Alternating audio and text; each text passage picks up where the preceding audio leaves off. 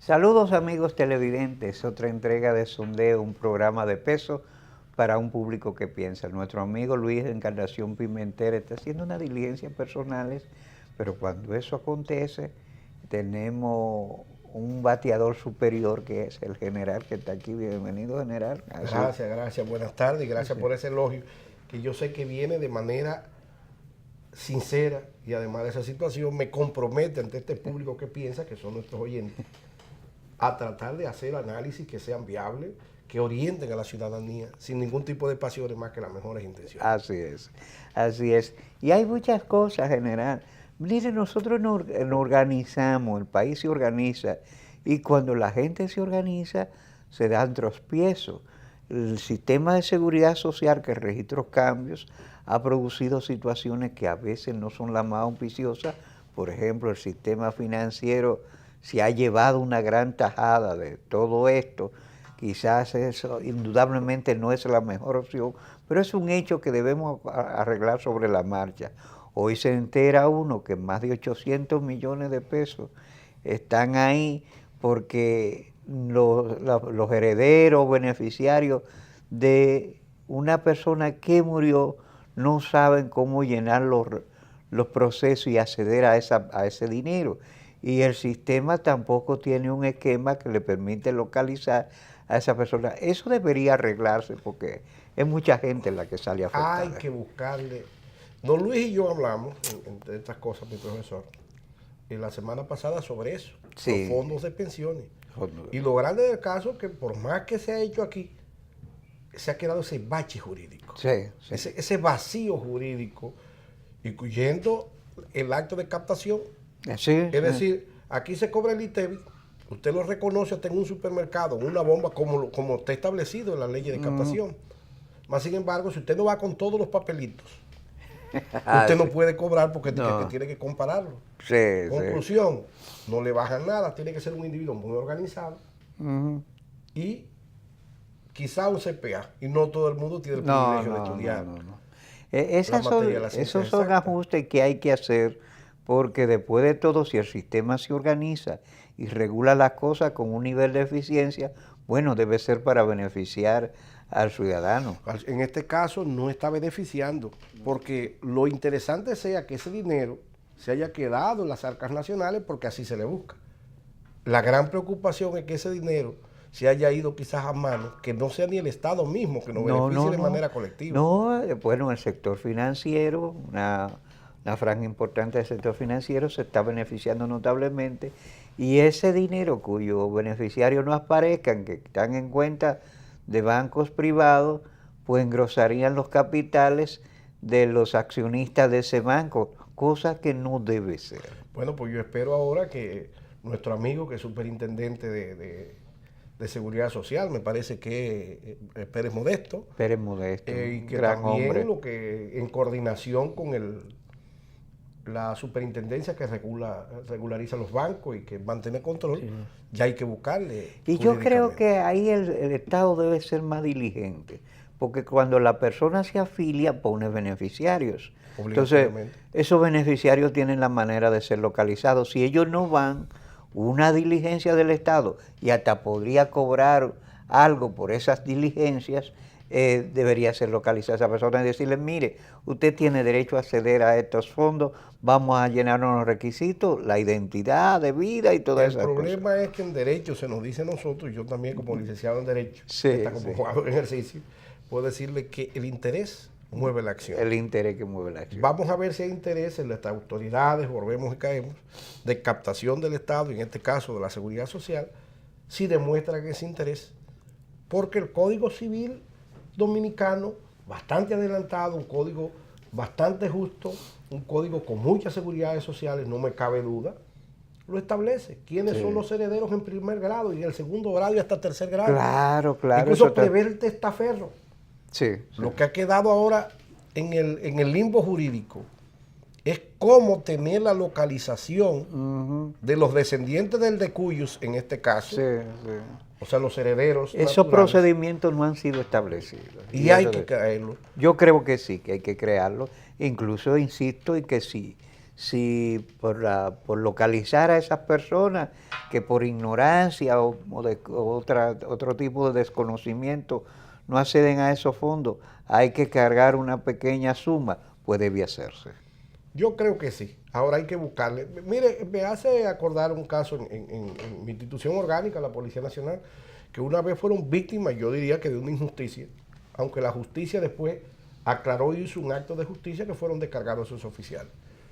Que era que no estaba establecido, ni por decreto ni regularizado, cuando se le localizaba un vehículo, y entonces no tenían contacto con la persona, no salía publicado, y desde el Ministerio Público hasta las más altas instancias y la policía tenía esos carros localizados, pero no había un contacto con la parte afectada. Y usted se acuerda de ese caso, y ellos fueron sometidos hasta por robo de ilícito, de uso, y después se aclaró que era que no había el estamento jurídico. Y del choque viene la luz, hubo que pasar eso para entonces establecer un protocolo de eso. Y cuando aparecieron los burros, que lo cogían para hacer salami, que le decíamos salchichón, lo grande del caso, si mal no recuerdo, eso fue como el 76, 77, yo era un adolescente, hubo que someterlo por la ley de policía de 1 peso a 5 pesos, o de un día a 5 días, o ambas penas a la vez, la vieja ley de policía de 1911. No por un acto criminal, porque jurídicamente nada lo prohibía ni nada lo castigaba. Así es. Que era sacrificar animales en los actos. Y lo que la ley decía, la vieja ley de policía, era sacrificar animales de monta si son maltratados. O sea que nunca se establece. Que quiera Dios que... Y eso ahí hay todavía sombras que deben ser aclaradas, pero existe una máxima jurídica que el interés mueve la acción, y ciertamente el interés está moviendo la acción del presidente de los Estados Unidos frente a lo que es un proceso inédito, una verdadera caravana que de llegar a fronteras norteamericanas crearía un problema que en los anales del derecho internacional estaría llamado a establecer precedentes. Bueno, yo no he leído bien la legislación de los Estados Unidos, porque yo sepa, invasión es lo que se lo ha dicho Estados Unidos a su territorio, después de su proclamación de independencia de las colonias. Estados Unidos, creo que el comandante Pancho Villa, el único cruzó al lado de Columbo y hizo de que un desacato. Que el famoso Pershing le persiguió entonces por todo México. Así fue. O sea que Estados Unidos sería una nueva legislatura, porque las Fuerzas Armadas de ellos, si mal no recuerdo, que estudié parte de sus legislaciones y historia militar, no prevé, porque no son utilizables para enfrentar una invasión que no sea armada. No. Entonces, en este caso, o utilizarán la Guardia Nacional, o utilizarán la migra, o utilizarán la disuasión, porque es una persona que vienen desarmados, con niños. Y algunos son eso, hay muchos niños, hay mujeres, gente indefensa. Entonces, ¿cómo enfrentar eso? La disuasión se está utilizando porque se ha disuadido hasta ahora. Ayer oía yo la noticia que unos 1000 hondureños y salvadoreños básicamente fueron disuadidos y se devolvieron, pero se han sumado más. Eso también es un poquito, es delicado.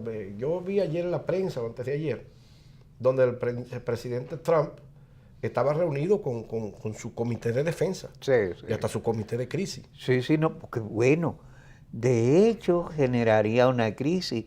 Y yo insisto en que estará en los anales internacionales, porque Trump le ha dicho a algunos de los países latinoamericanos, por lo cual está cruzando esta caravana, la verdadera caravana, y que le han dejado pasar, que va a aplicarle sanciones, pero realmente eso será cuestionable al final de la jornada, ¿no? Sí, esto me acuerdo un viejo en mi pueblo, con el refranero dominicano, estamos para verlo. O sea, que hay que estar vivo para ver las cosas. Es como te dicen, en el orden internacional, en el orden humanitario, esto hay que ver en qué va a quedar, porque va a crear lo que se llama las precedencias jurídicas internacionales. Sí, y para nosotros los latinoamericanos, que veo que los países latinoamericanos no están reflexionando sobre el hecho, no son solamente 1.000, 2.000, 4.000 desvalidos famélicos que van hacia los Estados Unidos, son gente que ha vomitado su país y que cada uno no es una historia individual, es una historia de familia, de incompetencia de nuestros estados nacionales para suplir las demandas y para garantizarles muchas cosas, o en algunos casos, la generación de delirios colectivos, que así lo llamo yo, porque mucha gente cree que en los Estados Unidos está la posibilidad de realizar los sueños, y los sueños los pueden realizar en sus países. Por ejemplo, yo siempre cito el caso, y lo conocí, de 4 hermanos ocoeños que heredaron una tierra y se la vendieron a un francés porque ellos querían irse en Yola para Puerto Rico para cruzar a los Estados Unidos. Ese francés en el primer año se ganó 2 millones de pesos sembrando tomate. 2 millones de pesos no se ganaban los 4 trabajando en los Estados Unidos en mucho tiempo. Entonces, esa fantasía, ese delirio de creer que los Estados Unidos es un espacio donde el dinero está por donde quiera, es algo que nosotros hemos permitido que se establezca, bueno, y para desgracia de nuestra cohesión social. Bueno, eso es analizable y que sirva de muchos precedentes. Ahora, respecto al francés, yo no creo en la diferencia de raza. No. No, individuo, yo no creo. Ahora, yo creo en la diferencia de conducta. Sí, sí, y de actitud. De actitud. Además de que el francés consiguió una coñita de baja edad. Bueno, es que el hombre no es donde nació, sino donde nace el amor. Sí, donde se acomoda. Sí, se acomodó y entonces el individuo rindió. Ahora, vamos a ver si él vino con recursos para invertirlo. Y aún sin venir con recursos, él entendió que tenía que echar el pleito aquí, porque él perdió la fe en Francia. Así es, y se sintió muy bien aquí. Y con ese estímulo de esa Dulcinea, que la convierte en asistente de sus sueños, entonces el hombre vivía estimulado. Así es. Entonces, en el caso de esta caravana, pues, hay muchos elementos de cómo analizarla, porque representa de verdad una situación que para los Estados Unidos y para nuestros pueblos es materia de discusión. Mire, yo tengo un contacto directo porque yo trabajo en el Instituto Superior de Estudios Diplomáticos y Consulares, donde usted también es facilitador. Sí. Yo creo que después que pasen los nublados y que se vean las estrellas, se puedan contar, vamos a esperar lo que pasa. Yo creo que ese es un tema de nosotros hasta hacer un seminario, simposios, porque eso va a traer muchos precedentes para el hemisferio americano. Sí, sí. Ahora, cuando la barba del vecino está cogiendo candela, decían en nuestro campo, hay que ponerla uno a remojo, porque también está cogiendo candela la tuya. Sí. Nosotros tenemos que mirar eso con mucha delicadeza frente a un estado fallido como Haití, como la República de Haití, que es nuestro vecino, no nuestro hermano. Y que ya me dicen que se ha intentado. Eso podría generar una catástrofe nacional. Sí, sí. Podría generar un conflicto de las magnitudes, pero vamos a ver, no nos adelantemos, que nadie muere un día antes que la ley de Dios. Así es, así es. Bueno, de hecho la vida internacional está siendo objeto de análisis. Nosotros estamos asistiendo a una reconfiguración del orden mundial. Evidentemente, el orden mundial que legó la Segunda Gran Guerra del siglo XX ya colapsó hace tiempo y estamos en un proceso de recomposición. Un suceso tan sencillo.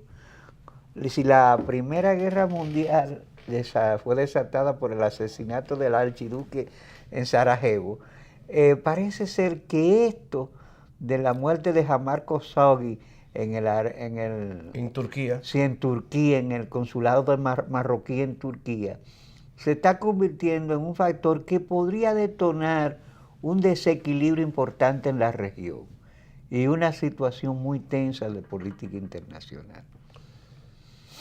Es que los grandes detalles, los grandes conflictos nacen por pequeños detalles. Sí, sí, sí. Es increíble los grandes conflictos. Así es. Me acuerdo mucho estudiando yo en el Colegio Interamericano de Defensa, alta casa de estudio que fue visitada ustedes cuando hicieron la maestría y que estábamos siempre interactuando. Ustedes aquí en el Alto Estudio de Defensa Nacional y nosotros allí con la Defensa Continental. Me acuerdo en una ocasión de que el general Carl Friedman, que hablaba un español muy casto porque estudió bastante en Panamá, quien me confió que le debía sus clases en español y conocer el idioma a 2 oficiales dominicanos que hicieron Estado Mayor con él. Yeah. Hay uno vivo, que el general retirado, era mayor en ese entonces, Luna Matos, y al extinto coronel Checo Jaques, don Rafaelito, que eran, y dice, yo aprendí de Rafaelito y de Luna a hablar español. En una ocasión él regaló a un visitante distinguido, parecía una bola de cristal, pero era el hemisferio americano, en cristal, pero precioso, Qué bueno. y en relieve el mapa del hemisferio americano. Y cuando terminó, dijo, luce transparente y es de cristal. Eso quiere decir que el mundo ya es muy transparente, pero a la vez muy frágil. Sí, así es, así es. O sea, es transparente las cosas con las nuevas comunicaciones y muy frágil. Así es. O sea, que cualquier minimidad que uno vea en la toma de decisiones trae un gran conflicto. Bueno, que uno no sabe las dimensiones. Hay una expresión del presidente Mao, la chispa que incendia la pradera. A veces un chispazo enciende una pradera y se detona un incendio de proporciones mayores. Y así pasa a veces con acontecimientos nacionales. Nosotros vivimos aquí en 1984 una sonada que todavía está haciendo materia de análisis y que muchos delirantes, gente sin, como diría el doctor Castillo, desorejados, creen que eso se debe repetir y que sería bueno para el país. Bueno, yo era un segundo teniente bisoño. En esos me momentos. tocó estar en los Cacos Negros, que era la fuerza de contramotín. Sí, sí, sí. Y yo supongo que usted duró varios días sin dormir. No, mi experiencia no es buena, no dormimos en el campamento ninguno. Incluso entre nosotros mismos, que es lo que yo creo, un disparo loco, mató a un jovencito de 18 años. Yeah. Y en esos mismos días, el nerviosismo en el campamento, se le cayó un fusil y disparó y mató a un cabo de apellido Vilorio. Mire cómo eso fue. Y a mí, por ejemplo, me mandaron a llevar el cadáver a Atomayor. Imagínese. Y eso fue para un jovencito oficial, ver un cabo con 5 o 6 niños huérfanos. Nunca se me olvidará. No, una tragedia. También vi cosas horribles en uno de los barrios nuestros. O sea, que se entraron a robar una farmacia y se encontraron con tropas de operaciones especiales, que después yo pertenecía a ellos, hasta comandante fui. Y eso fue un desastre. Sí. Es la primera vez que yo vi un hombre decapitado. No, es terrible. Y tener que ver la muerte, tener gente que ver que su negocio es saqueado, todo ese tipo de cosas, no es la manera más edificante de construir posibilidades para una sociedad. Y mire que ahí las armas, el monopolio de las armas lo teníamos nosotros, la fuerza del orden, y lo teníamos. Pero imagínese usted, si ese se le hubiese ido de las manos más de lo que se fue, y cae entonces el monopolio de las armas, se quita y cae una población. Sí. No, se eso es terrible. Hay cosas que mejor no desearlas. Yo pienso que a mí me preocupa, lo he citado aquí mucho a un colega, que es un periodista de larguísimo ejercicio, un hombre bueno que no sé qué mosquito le habrá picado, que empieza a decir que aquí debe pasar cualquier cosa y que cualquier cosa que venga es mejor que lo que está. Yo no creo que las cosas deben ser así. Bueno, cuidado si esa persona que dice eso priva de poeta, igual que yo. Y yo creo que las guerras y los conflictos nomás son bonitas en el cuento de la historia, en el valor militar y en los poemas. Exacto. Porque en la práctica no. Pero en la práctica yo no creo que despedir los padres, los hijos a los padres, o los padres a los hijos, y específicamente el joven que está supuestamente los padres, que ellos nos lleven a nosotros los campos santos. Sí. Y tener los padres que llevar a los hijos, que son de las características de los conflictos bélicos. Eso es terrible. Eso es terrible y no es lo que uno debería desear. Como yo pienso que hay muchas cosas que la mejor, y en eso deben establecerse mecanismos de diálogo, de que verdad se puedan dirimir los conflictos, y los poderes públicos deben funcionar, porque cuando uno ve en nuestro Congreso a dos legisladores voceándose palabras como si fueran dos tigres de barrio, porque lo que pasó fue una cosa de tigres de barrio. Yo recuerdo. ¿Se refiere a la confrontación de Norge Botello y el diputado Manuel Díaz? Sí, de Norge Botello, no, Pedro Botello. Sí, diputado de La Romana. De La Romana. Un hombre que siempre ha sido así, de salidas de ese tipo, y ha participado en varios incidentes.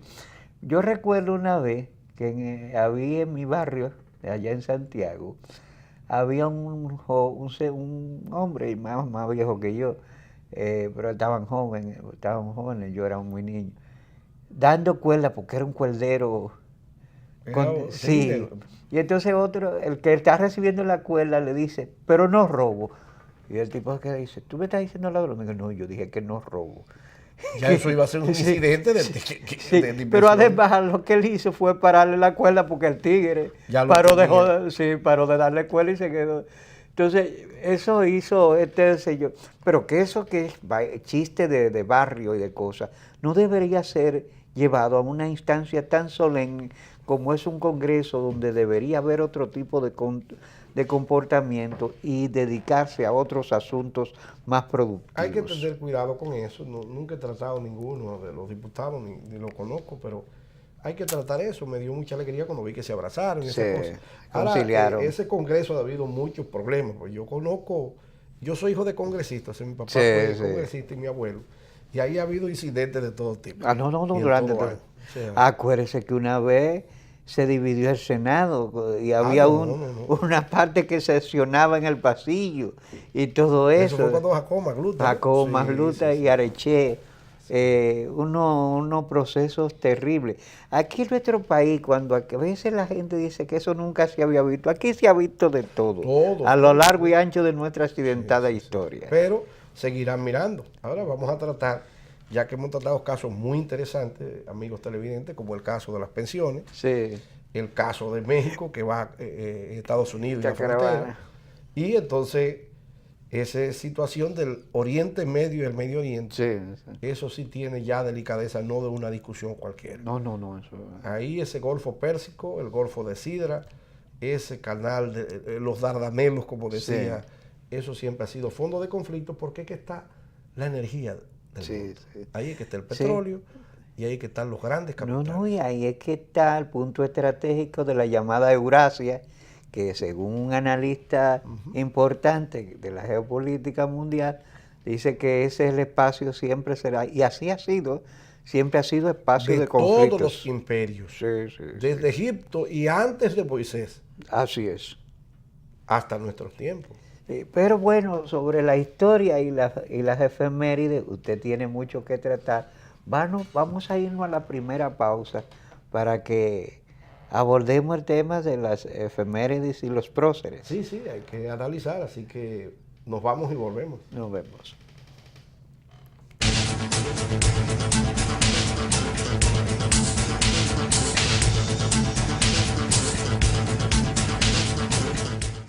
Me encantó la experiencia. Hasta yo, que hago todo digital, quedé impresionado con las mesas interactivas, los cajeros automáticos touch, y hasta vi una charla de tendencias tecnológicas en un video wall súper moderno.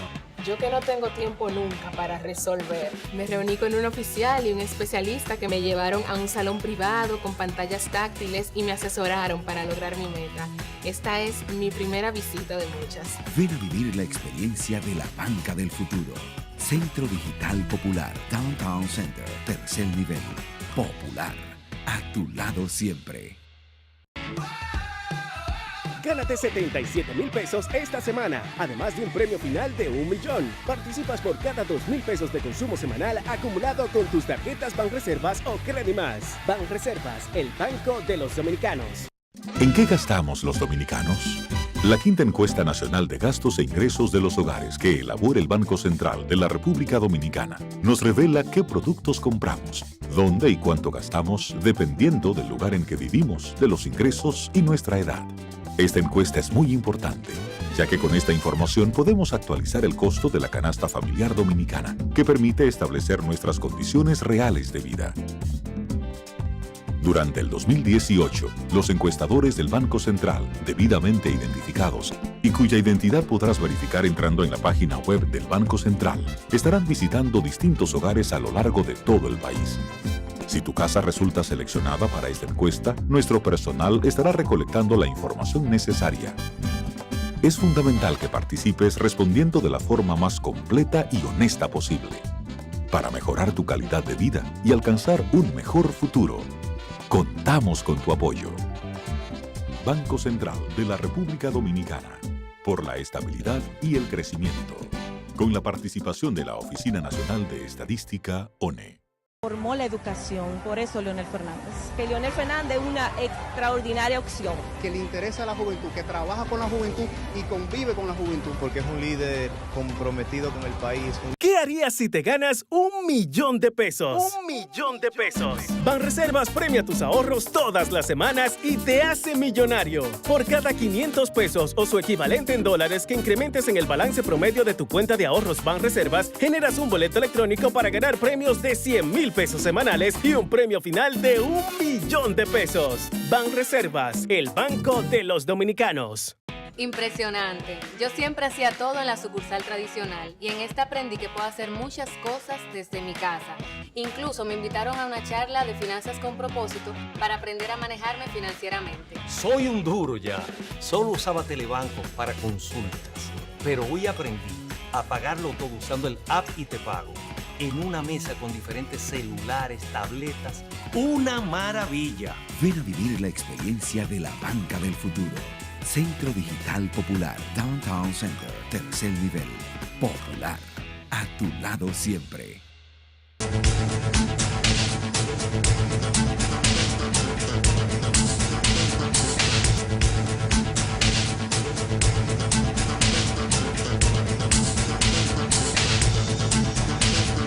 General, las efemérides y la... Un día como hoy es muy interesante para los estudiosos de la historia porque murió Rosa Duarte. Ah, sí. Sí.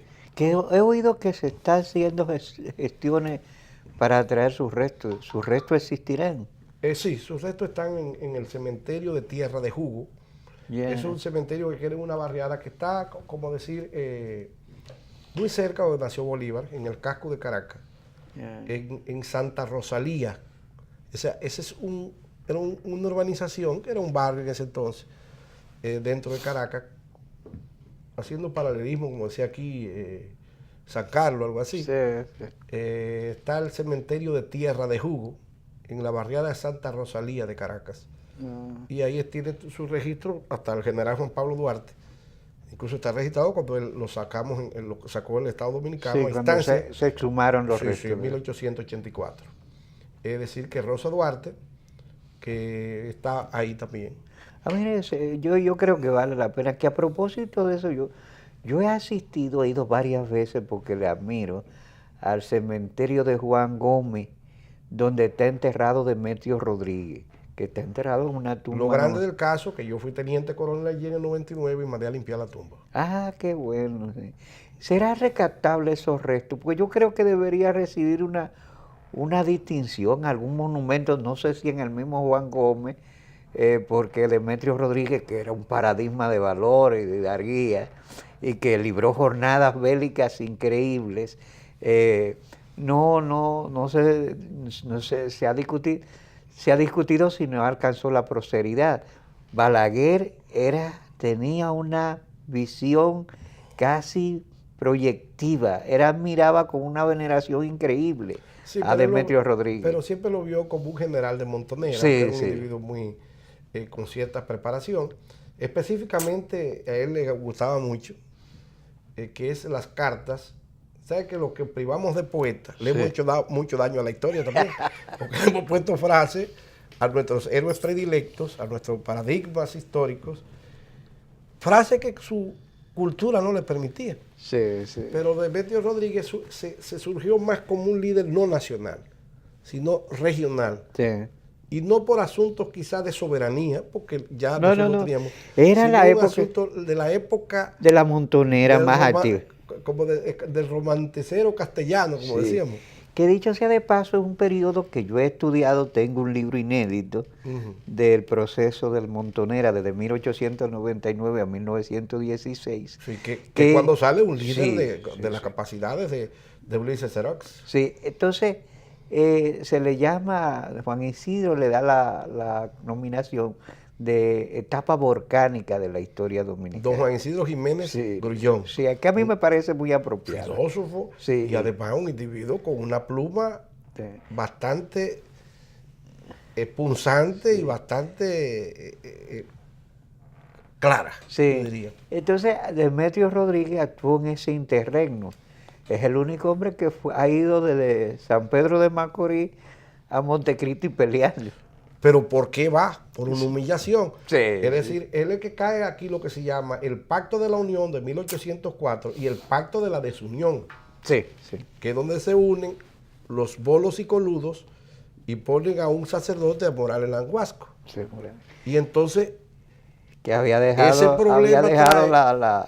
la túnica sacerdotal para dedicarse a los avatares de la vida. Que siempre ha sido... Y era un hombre muy culto, yo he leído cartas de él, muy culto. Ahora, las cartas es cuando Demetrio Rodríguez, siendo gobernador, el comandante Zenón Obando, que era su compadre, le falta el respeto, le desobedece las órdenes, y él lo que hace es que se va, hace un ejército regional, y sale desde Montecristi, deja a Santiago como un buche de resistencia, se mete por Tamboril, cae al Cotuí, que era la vía, la ruta,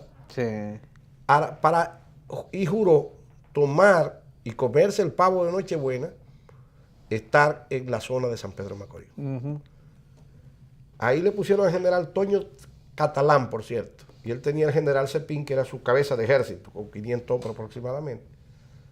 Y entonces llega a donde le dicen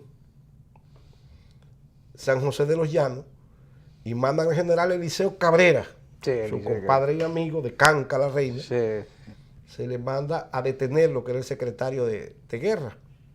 Y hay que ver esas cartas.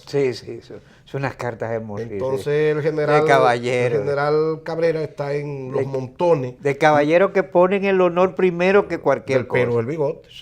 Y entonces esa carta, que ahí viene, como dice Balaguer, el romancero castellano. Y entonces eso pasa en el mes de enero de 1904. Amanecer al 5. Entonces, los montones, lo que es Quisqueya hoy. Entonces ahí están las fuerzas del secretario de las Fuerzas Armadas y del gobierno.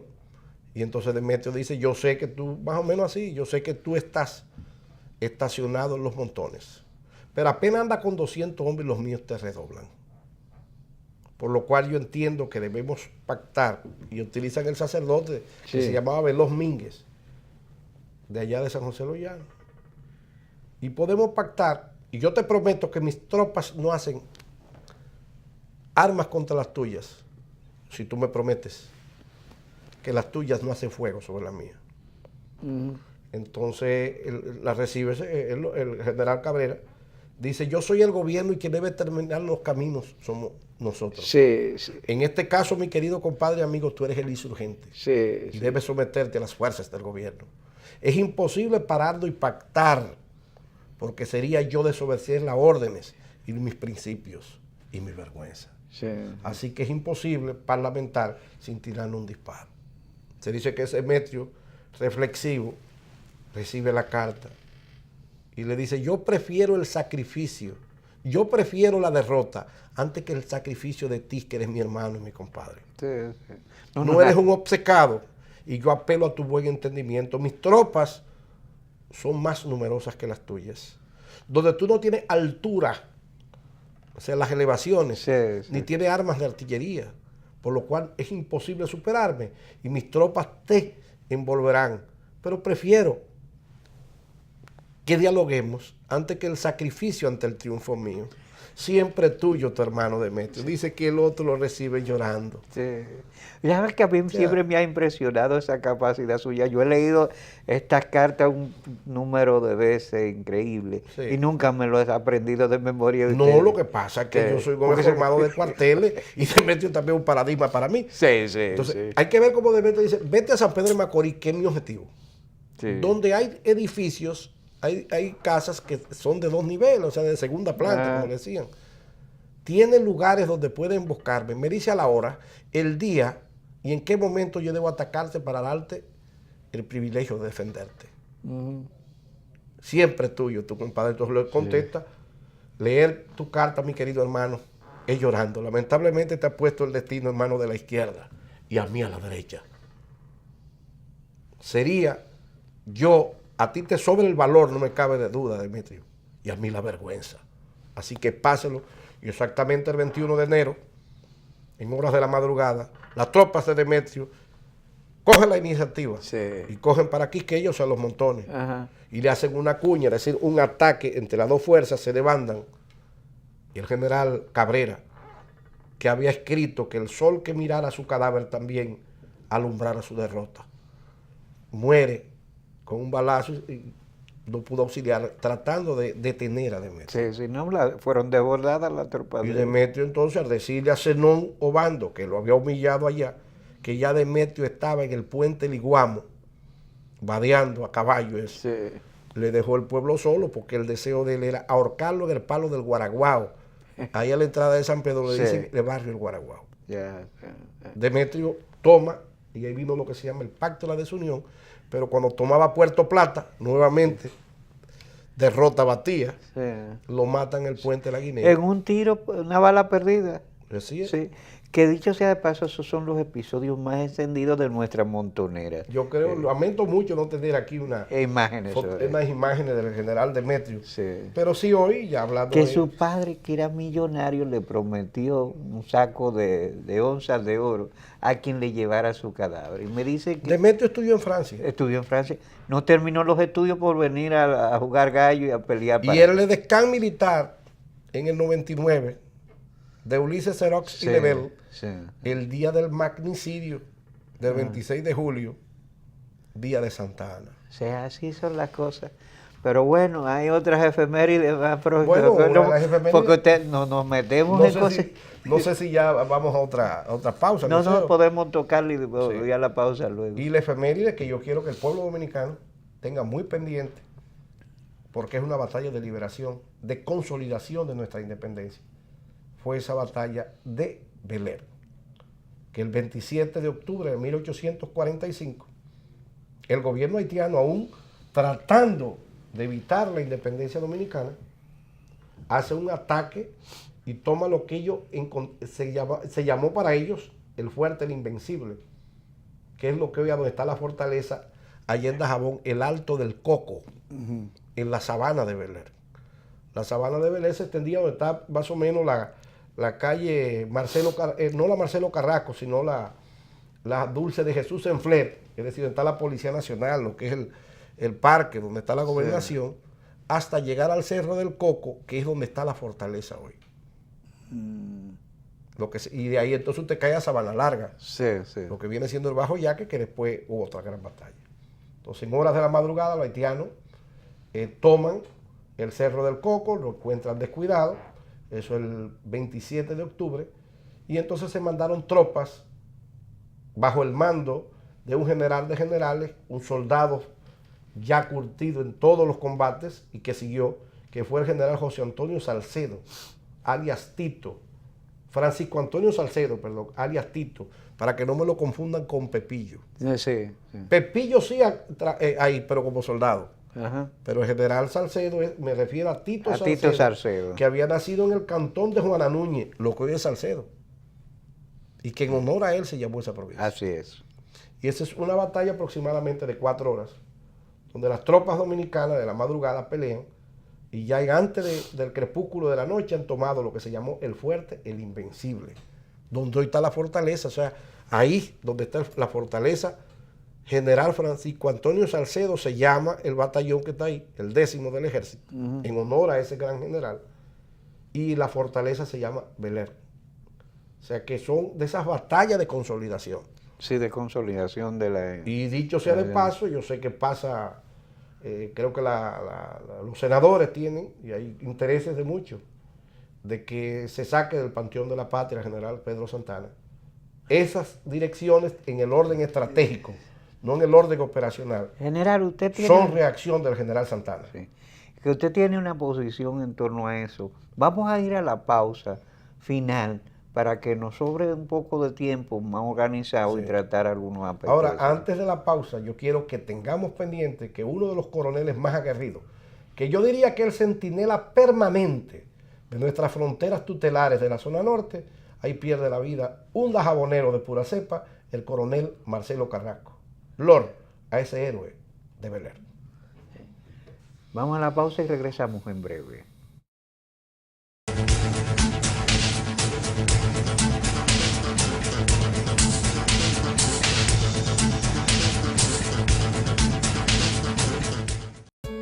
¿Cuál es tu historia? Yo soy hijo de la agricultura y siento amor por sembrar una mata. Han pasado la vida sembrando habichuelas. Y para sembrar habichuelas hay que pelar las lomas. Todas esas montañas, toda esa loma por ahí, la gente la chapeaba. Pero ahora están motivados a que si se le apoya, en vez de sembrar habichuelas, van a sembrar aguacate y van a sembrar café. Se ha comenzado con un plan piloto, un proyecto de reforestación que llegue a todos. Va a ser el cambio, va a ser la transformación, va a ser la esperanza y la vida de nosotros. En Elías Piña, San Juan y Asua ya están en marcha los proyectos de reforestación del gobierno. En esas provincias se destinarán cerca de 2.500 millones de pesos para recuperar más de 200.000 tareas con árboles frutales y café. Juntos hacemos historia. Gobierno de la República Dominicana, con la gente y para la gente. El Banco Agrícola respalda a los productores con créditos suficientes y oportunos a bajas tasas y cómodos plazos para mejorar su rentabilidad y elevar la productividad, asegurar el abasto de alimentos e impulsar las agroexportaciones. Orientados por el presidente Danilo Medina, apoyamos la tecnificación, comercialización, la pequeña y mediana empresa campesina en todo lo que agregue valor a la agropecuaria. Ahorros, certificados financieros, registros de alquileres son parte de los servicios que ofrecemos para garantizar al país la seguridad alimentaria. Bagrícola, más que un banco, un aliado.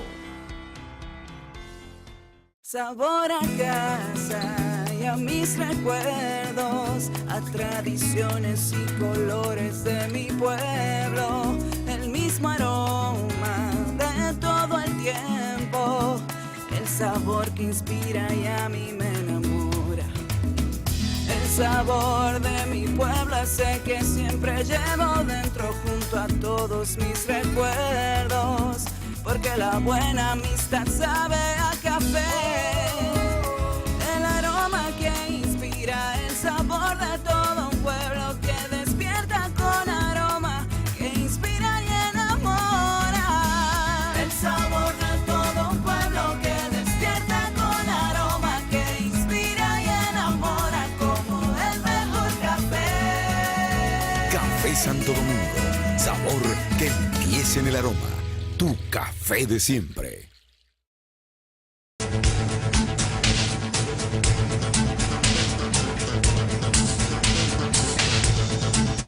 Bien, general, pues le cerramos el espacio anterior, diciendo en la actualidad se está convocando el Congreso para un movimiento que se ha iniciado para prácticamente, y para mí es el término más adecuado, expulsar los restos de Santana del Panteón Nacional.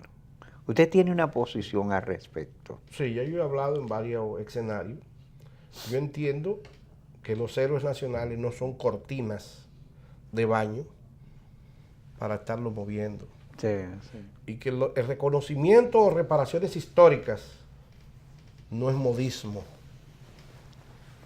No son concursos de moda No. Lleno de tartufismos, es decir, los tartufos. ¿Usted se acuerda del personaje? Sí, el personaje lleno de hipocresía. De Molière. De Molière, porque este que el liberalismo de moda frente al autoritarismo que pasó. Cada sociedad se merece del gobierno de sus tiempos. Y Santana es producto de eso. Santana yo lo veo de manera muy particular como un prócer de la República, quien tomó medidas muy correctas y también grandes desaciertos. Pero ahí viene la imperfección de la condición humana. Respecto al Congreso, el Congreso debe analizar eso muy bien, porque la ley que ese mismo Congreso consagró, aunque con otros actores, en 1956, la ley 4463, que consagra el convento de los jesuitas en Panteón de la Patria, situado en la zona colonial, en ese entonces, la calle Colón número 10. Especifica esa ley en sus articulados y reglamenta muchas cosas. Y dentro de esa, quien le da la autoridad legal como funcionario dominicano es al presidente de la República. Por lo cual el Congreso hasta el día de hoy no tiene la autoridad legal, porque ese mismo Congreso se la dio al presidente de la República. Es el único funcionario dominicano que tiene la autoridad legal de hacer un acto apoteósico con análisis de conciencia para llevar un dominicano ilustre a dormir el sueño de los elegidos en el edificio más excelso de la patria. Y la única condición, haberlo dado todo por la patria, dice la ley. Así es. O sea que el Congreso debe ver, y el Poder Ejecutivo también, porque sería la intromisión de un poder dentro del otro. Y eso hay que respetarlo. Sí, y debe evitarse. Sí, o sea que eso lleva, ya se llevó al coronel Camaño, se exaltó y se llevó por leyes. El Congreso, para poderlo hacer, debe entonces modificar esa ley. Si en caso hay el interés de los conciudadanos, que no creo que sea, sino un grupo que ahora, porque le convenga en el orden político, quieren llamarse liberales. Porque hay mucho tartufismo, como digo yo, mucha hipocresía y pocos sentimientos en muchas personas. Lo que pasa es que va al colectivo, es muy difícil encontrar la responsabilidad individual. Sí. Mi concepto en el orden de aficionado de la historia, historiógrafo más que historiador, yo le diría que quizá el general Santana no debió llevarse al panteón, pero ya sacarlo es quitarle solemnidad a ese monumento excelso. Sí, desviste de solemnidad. Claro. Un Además, hay que tomar en cuenta qué presidente fue que lo llevó. El presidente Balaguer es el hombre que lo que sabemos la generación nuestra y la generación que compone ese Congreso, de la clase dirigente no envejeciente, no de la clase emergente, sino de la dirigente. Lo que conocemos esta clase dirigente de Juan Pablo Duarte, el fundador de la República, es por el libro El Cristo de la Libertad. ¿Quién lo hizo? Joaquín Balaguer.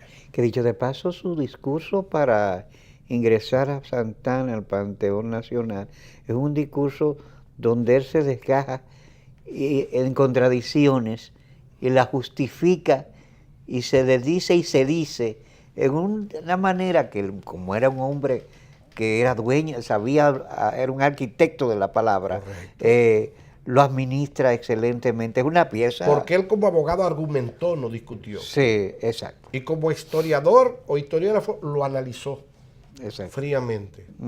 Y dejó también sus pareceres en el orden personal. Así es. Ahora, ¿quién hizo ese libro? Sus manos. El crimen más grande de Estado que se le acusa al general Santana es la muerte del soldado Cardinal el general Duvergé. Y lo que nosotros, esta generación de dirigentes, conocemos del general Duvergé. ¿Por qué lo conocimos?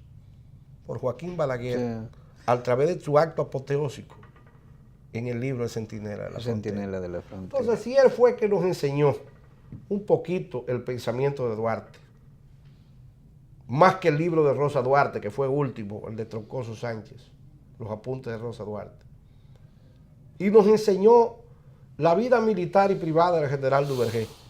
¿Quién más que él tenía la moral de refrendar un decreto con las mismas manos que hizo esas dos apoteosis? Sí. Y además no violó la ley, porque la 4463 del 56, vigente hasta ahora, a quien le daba que era la autoridad de él. Entonces, ¿cuál es la maldad? Por ese lado me paso a la parte legal. Es probable que no debió llevarse, repito, pero ya que está le quita más daño, más solemnidad, solamente por estar en una moda, y los héroes no son por moda, sino por sus acciones. Sí. Y lleva el espacio, el Panteón Nacional, simbólicamente representa un proceso de construcción institucional que no debe ser afectado con ese tipo de querella, que aunque uno podría tomar partido también, como usted dice, ya el hecho realizado. Está la reparación histórica, por la autoridad legal y moral. Así es. Porque Balaguer, entre luces y sombras, no le puedo decir, ni quitar, sería un acto de mezquindad, de que fue un estudioso de la historia. Sí. Fue un estudioso de la historia, un hombre que construyó la historia, él mismo hizo la historia. Realmente la historia moderna de la República Dominicana no puede escribirse sin el nombre de Joaquín Balaguer. Entre luces y sombras. Sí. Como el general Santana y como todo. Entonces, ahí hay delitos o crímenes que se le indican a Santana, que entonces sería un acto de injusticia y hasta de inmoralidad dejarlo lo que cometieron el mismo delito. Sí. ¿Cuál es el crimen? El de lesa patria, el de la anexión a España. Correcto. Pero ahí está. Entonces dejaríamos a Juan Sánchez Ramírez, que con el mismo machete que liberó al país, lo entrega y decapita a la República, y se le entrega a Fernando VII. Sí. Incluso se le entrega entonces como una sociedad esclavista, cuando ya había sido antiesclavista. Entonces le dejaremos ahí a Juan Sánchez Ramírez y la provincia del Cotuí. Juan Sánchez Ramírez, que asesinó o que ordenó el fusilamiento, que no es un asesinato porque estaba tipificado en el Código Penal, al soldado cardinal dominicano, ¿cierto? Entonces dejaríamos ahí al general Gaspar Polanco Borbón, un prócer, restaurador, cuando él ordenó el fusilamiento sin juicio alguno y sin código alguno del primer presidente constitucional en armas, sí, el héroe Pepillo Salcedo. El Pepillo Salcedo. Entonces, para unos. Ahí quizás. Y para otros. Sí, ahí caben siempre, cuando se dan estas querellas y se están ventilando, uno tiene que recordar la frase del Socarrón Lili: no se pueden menear los altares porque se caen los santos. Yo creo que sí. Así. Ahora, sí, muchos de nuestros historiógrafos y legisladores también dicen igual que Lili: bueno, la historia no la voy a ver yo, sí, ni la voy a leer, no me importa. Así que le dejo, ya el martes que viene, no sé a qué hora, estaremos por ahí, y en los que podremos orientar a nuestros legisladores, estamos aquí. No porque sabemos, sino porque lo vamos a hacer con el más puro de mis sentimientos. No, además usted es un hombre comprometido con un código de valores institucionales, y usted va ahí a poner su posición y un ejercicio de ciudadanía responsable. Yo creo que así es que se construyen los espacios, y pienso que el Congreso tendría muchas otras tantas cosas de qué ocuparse y otras visiones que deben ser asumidas. Pero claro, hay cosas más ahora mismo de mayor capacidades, pero yo no soy quien para ponerle agenda. Así es. Así que quiero recordarle, con el permiso del profesor, a nuestro amigo televidente, de que estas informaciones en el orden histórico son cortesía de Café Santo Domingo. Así es. Gracias a ustedes, amigos televidentes, por compartir otra entrega de Sondeo, un programa de peso para un público que piensa. Nos vemos de nuevo mañana.